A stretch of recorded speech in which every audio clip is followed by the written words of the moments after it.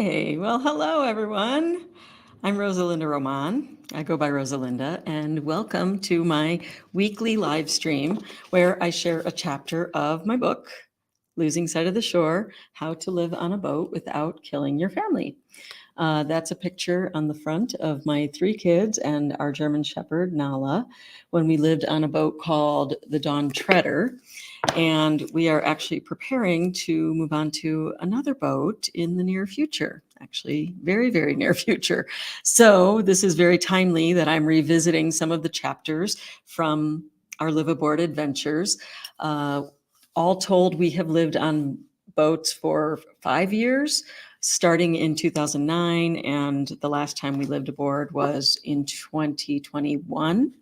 So I think we're long overdue, and I'm excited to share that next chapter in maybe another book in the future. But for now, I'm just reading a chapter a week of this book. So I'm going to do that here while I get my glasses out and get ready. I will tell you that I do share the printed version of the chapters on my Substack. Substack is an app. It's basically a platform for writers and readers to connect, and you can find some amazing writers on there. And for like $5 a month, you can subscribe and support your favorite authors. So it's pretty cool.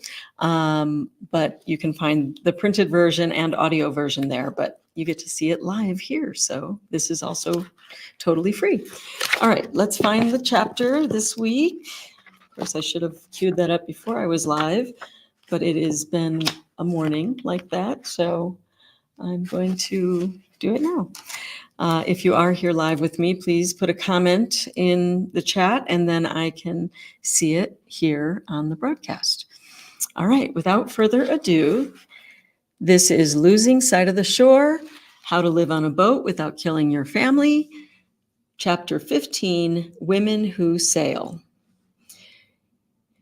In January 2018, toward the end of our month in Puerto Rico for Ahava's bat mitzvah, the list of Nathan's work obligations was growing quickly. We flew back to Florida so he could return to full-time productivity. Ahava was also ready to get back to her full-time gymnastics training. Within weeks, the Florida competition season was already in full swing, but the boat and the dog were still in Georgetown, Exuma, Bahamas. Thinking back on this disconnected living arrangement, I remember how stressful it was. Not only were we far away from our beloved canine companion and boat, but we were feeling disconnected as a couple. I still held out hope that we would soon move back onto the Dawn Treader. The more in demand Nathan became, the less likely this looked. It was a tense time between us, and I felt my dreams of longer-term sailing slipping through my fingers like sand. Eventually, after a few heart-to-heart conversations with Nathan and Ahava, in which he expressed his desire to focus on pursuing a big promotion that was presenting itself at work, and she expressed how behind she was feeling in her gymnastics training, it became clear that moving back onto the boat was not going to happen. All of this took place in the wake of Hurricanes Irma and Maria, which devastated many Caribbean islands and destroyed so many boats. Nathan believed it was a seller's market, and he started pushing to sell the boat as soon as possible, rather than let her sit unused on a mooring in the Bahamas. Although it took me a while to agree to it, in April 2018, the Dawn Treader was put on the market. Within a month, we had an offer, and by May 18th, she was sold. I felt blindsided, angry, and alone. The problem with pursuing your wild, crazy dreams is that there aren't very many people to talk to who can appreciate what you're going through when things don't go the way you had hoped. Why don't you just move back to New Mexico, would be the logical question, since we did still own our house there. Or well-meaning friends might say, I wish I had your life, and mean it as a compliment, while my heart would interpret it as a warning not to share too much for fear of making someone else feel bad. How could I be so miserable inside when I had already gotten the chance to live on a boat in paradise? There was a voice inside me that was telling me to sit down, shut up, and stop complaining. I should just be grateful for what I did have and leave it at that. No one wanted to hear me talk about how my perfect plans didn't work out. In hindsight, I know this is total nonsense. Each person's challenges are relative to their own lives, and the most important thing we can do for each other is to connect with our hearts to help ease each other's burdens, even if we don't fully understand them. I just didn't know how to ask for that at the time. What I needed was a community that would inherently understand what I was wrestling with, and which would allow me to complain about my liveaboard life when I needed to. A community where I could express my true feelings without fear of judgment. In other words, I needed other women. Out on the water, this theme of women needing other women is something we talk about a lot. It is the reason that I was so grateful for the nannies we had on board along the way. Melissa, Linda, Allie, Lauren, and the ones we had while landlocked, Lidio and Annabelle. When we were away from shore with no other women around, it was nice to have another woman to talk to. Granted, there was also an employee-employer dynamic, which meant that I couldn't just vent freely like I might with a sister or girlfriend. Once, when we were anchored in Elizabeth Harbor near Georgetown, Exuma, Bahamas, I heard an announcement that a couple that had circumnavigated would be giving a talk on Chat and Chill Beach that afternoon. I went to listen to their fascinating talk where they shared stories about their wonderful adventures sailing around the world. When it came time for the Q&A, someone asked the couple, "What was the best part and the worst part of your adventure?" I don't remember what the husband responded, but the wife said the best part was the replacement toilets that her husband got her for Christmas one year. And who can blame her for that? Marine toilets are the worst. So a toilet that actually works and doesn't smell like decaying marine life would be an amazing gift for any special occasion. As for the worst part, she said, not having other women around to talk to. If I know one thing from 20 years of marriage, it is that my need for female companionship is very real, and my husband can't fully understand it because he is just wired differently. He doesn't require deep conversations to satisfy his soul. Now that I have 2 daughters and a son, I hesitate to say that men and women are just different, because I know we are all different and we are all the same, and there are exceptions to everything. But the fact is, whether out on the water or in a tight-knit neighborhood, I have found that women generally like to talk things over. And when your husband decides to sell your boat, which happens to be your home, even if it is for all the right reasons, you really need an entire tribe of women to talk it out with. Gratefully, I found that tribe in a group called Women Who Sail, or WWS. Women Who Sail is a group whose stated mission is a place to come together to share insights, tips, questions, excitement, and most importantly, support over what it's like to be a woman in the boating world. We work hard to keep this very diverse group respectful, supportive, and on target. So perfect, right? Since moving off the Dawn Treader, Women Who Sail has been a breath of fresh air as I navigate new waters in my life. It gave me people to talk to and commiserate with who actually understood what I was going through, even if it was just lending a virtual ear. I tell people all the time that this is the best place on the internet. The reason for that is because the admins are diligent about sticking to the vision of its founder, Charlotte Kaufman, in creating a kind, safe, and helpful space for women to come together without fear of shame or judgment. I can't tell you how much I love this group. Needing other women to chat with was the spark that led me to Women Who Sail. The powerful network I found there kept me coming back, even after we sold the Dawn Treader. It was through Women Who Sail that I found solutions to the boat and dog still being in the Bahamas problem.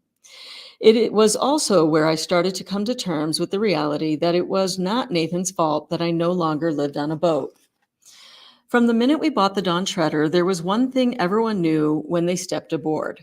Nathan was her captain, and nobody else ever. This may sound like a sexist attitude, but if it is, I'm the one who needs to take responsibility for that sexism. Nathan came to our liveaboard life with the skills to captain the boat, and I never made it a priority to learn how to handle her on my own.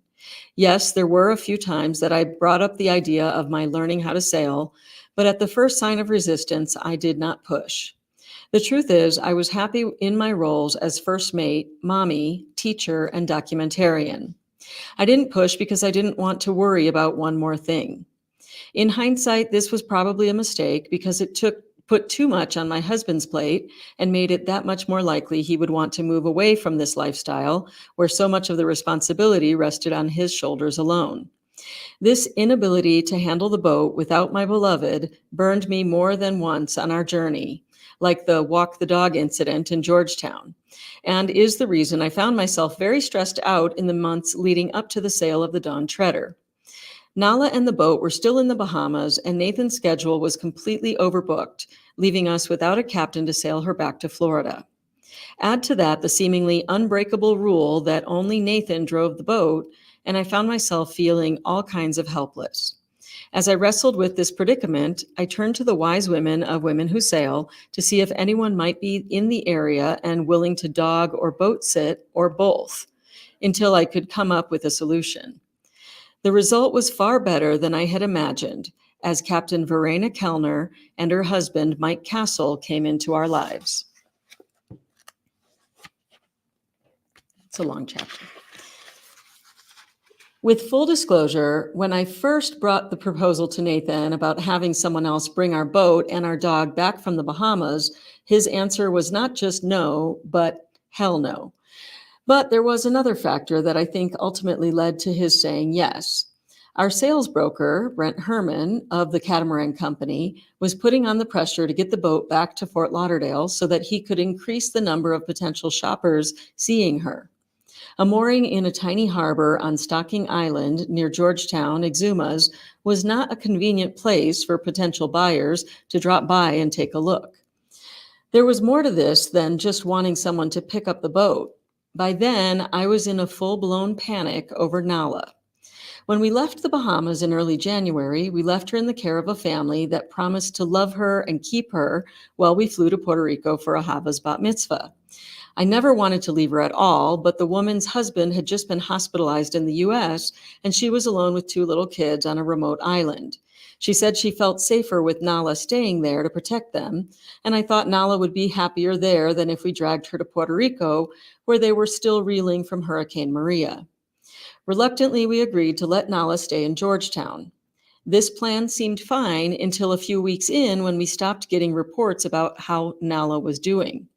We started calling and messaging her caregiver, but we were getting little or no response, and I was really starting to worry. Finally, after a lot of pushing, the woman admitted that she hadn't seen Nala in days. This was horrible news, and we felt so helpless. Our sweet puppy was lost on a tropical island without anyone to love or care for her. I knew we just had to get there somehow. This is when I reached out to a subgroup of Women Who Sail, which was all about boat and pet sitting. Even this idea was not being met with resounding approval by Nathan, but at least he said he would consider it if it meant getting to the bottom of where our dog was. A few women sent me inquiries about what exactly I was looking for, and I honestly didn't know. Did I want a random stranger to fly to the Bahamas, live on our boat, and look for our dog? And what if it was a terrible discovery that something had happened to Nala? The stress I felt at that moment in our lives was crazy high. Gratefully, in the middle of it all, we got a text from the woman who was supposed to be watching Nala, telling us that she had been found, was okay, and being cared for by the owners of a hotel on the island. This was a huge relief, but it didn't change the fact that I really, really wanted to get to the Bahamas to get my boat and my dog. I decided if worse came to worse, I would fly there myself and bring Nala back on an airplane. So I bought a ticket to Georgetown and moved forward with the plan. Right around that time, I got a note from a woman who had seen my post on Women Who Sail, who thought she might be able to help. Here's what she wrote and a little bit of the conversation between us. From Verena Kellner. Hi, Rosa Linda. Did you get your situation with your dog and boat figured out?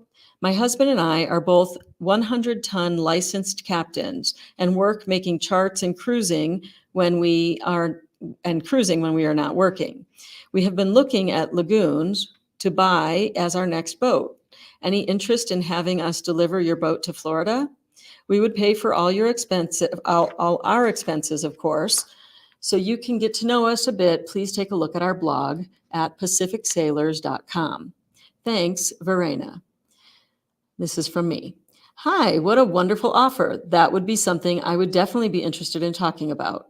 Not sure what my sweetheart will think. Let me take a look at your blog and chat with him. How soon could you come if he says yes?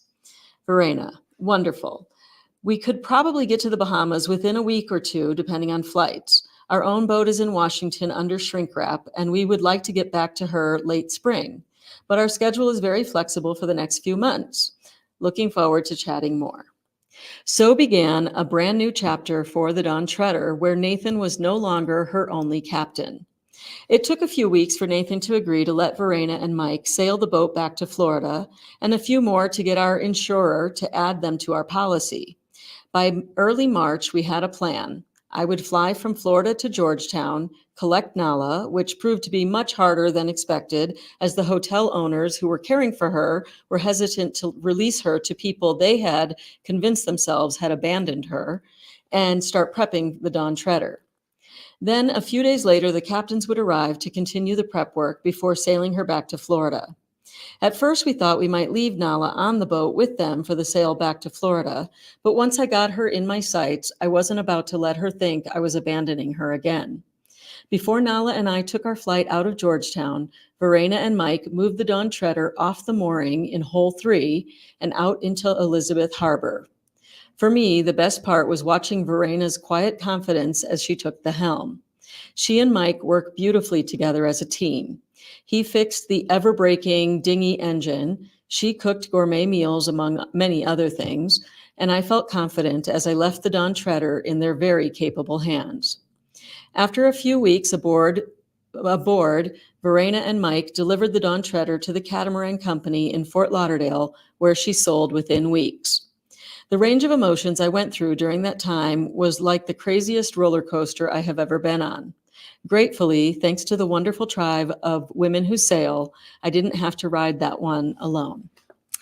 And that is chapter 15, Women Who Sail, Losing Sight of the Shore. And it's really interesting to read that again now because, that would have been 2018. So 6 years ago? So much has changed in our lives. We've had so many wonderful adventures off the boat. We actually ended up buying this boat back after quite some time because the couple that had bought it from us was struggling with her and had some health issues. And so we ended up buying the Dawn Treader back during COVID times and went on to have wonderful additional adventures. So my gut feeling that there was still more to come was absolutely right. We sold her in 2021 to move back to New Mexico because my daughter wanted to have a landlocked experience, more of a traditional brick and mortar, so that she could go to apply to the Naval Academy, which is where she is right now doing sea trials as we speak. So everyone say a little prayer for Ahava to get through her crazy sea trials. And if you want to follow more of our adventures, we are prepping to move on to a catamaran, this time in the Mediterranean, at the end of June. So we've got a lot more to talk about. I hope you enjoyed this chapter, and we'll talk again this time next week. Thanks for checking out my live stream. I hope you guys have a wonderful day. Bye.